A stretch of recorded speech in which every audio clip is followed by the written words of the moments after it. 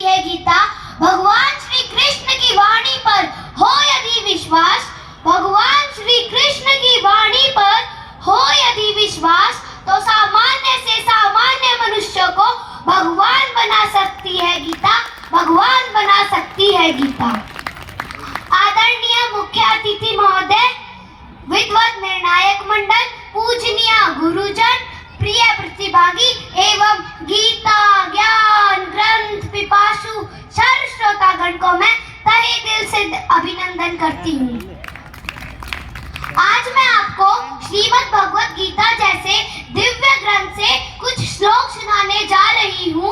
आशा करती हूँ कि आप सभी को वे पसंद आएंगे। पहला श्लोक, कर्मण्यवाधिकारस्ते मा फलेषु कदाचन मा कर्मफल हेतुर्भूः मा ते संगोऽस्त्व कर्मणि। यह श्लोक श्रीमद् भगवत गीता के दूसरे अध्याय सांख्य योग का 47वां श्लोक है। जब अर्जुन युद्ध करने से डर रहे थे, वह दुखी होकर कहते हैं कि मैं अपने ही रक्त संबंधियों को कैसे मारूं। वह हार मानकर अपना धनुष नीचे रख देते हैं।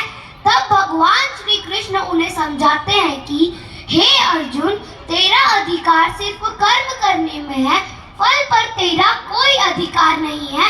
फल की सोचकर कर्म मत कर और न ही कर्म करने में आसक्त हो। मेरा कहने का भाव यह है कि मनुष्य को सिर्फ अपना कर्म करना चाहिए, फल की चिंता से मन अशांत होता है। दूसरा श्लोक, योगस्थ कुरु कर्माणि संगम त्यक्त्वा धनंजय सिद्ध असिद्ध्यो समो भूत्वा समत्वं योग उच्यते। यह श्लोक श्रीमद् भगवत गीता के दूसरे अध्याय सांख्य योग का 48वां श्लोक है। जब अर्जुन युद्ध के परिणाम से डर रहे थे, जीतेगा या हारेगा, कौन मरेगा कौन बचेगा, इसी चिंता में उलझा हुआ था, तब भगवान श्री कृष्ण उसे समझाते हैं कि ऐसे भ्रम और भय से मन विचलित होता है। श्री कृष्ण जी कहते हैं कि हे अर्जुन, मन को योग में स्थिर रखकर अपना कर्म कर, फल की चिंता मत कर। आसक्ति को छोड़कर सफलता और असफलता को समान मान, इसी समत्व भाव को योग कहते हैं। मेरा कहने का भाव यह है कि मन की शांति और स्थिरता ही योग है। मेरा तीसरा श्लोक, नियतं कुरु कर्मत्वं नियतं कुरु कर्मत्वं कर्म जायो है कर्मणा शरीरात्रापि चैते न प्रसिद्धेत कर्मणा।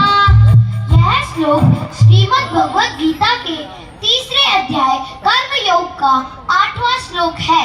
जब अर्जुन अपने कर्तव्य और अपने परिवार के प्रति स्नेह के बीच फंसे हुए थे, तब भगवान श्री कृष्ण उन्हें समझाते हैं कि व्यक्ति का अधिकार, हर व्यक्ति अपना निर्धारित कर्म करता है और कर्म न करने की अपेक्षा से कर्म करना अधिक श्रेष्ठ है, और कर्म न करने से शरीर का निर्वाह भी सिद्ध नहीं हो सकता।